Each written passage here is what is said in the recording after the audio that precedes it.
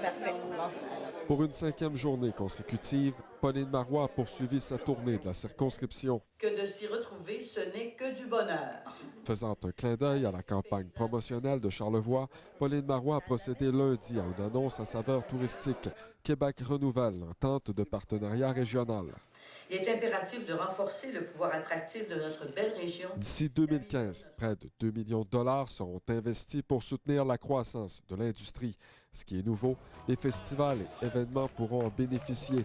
Une bonne nouvelle selon Tourisme Charlevoix. On va essayer de simplifier la chose pour nos événements de Charlevoix. Mettre des critères assez simples aussi, puis faire grandir nos événements. Dimanche, Pauline Marois y est allée d'une autre annonce, cette fois à l'île aux Coudres.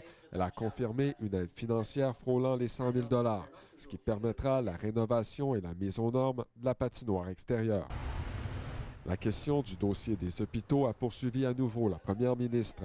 Questionnée sur le sujet, Pauline Marois affirme que des réponses positives seront annoncées au cours des prochaines semaines. On convient que dans le cas de l'Amalbaie, il y a le travail au plan de la définition du plan clinique est fait, mais pas le travail concret, à savoir où sera l'hôpital, est-ce qu'on construit au même endroit où on est maintenant en agrandissant, etc. Il y a un travail à faire et c'est normal et ça prendra le temps qu'il faut.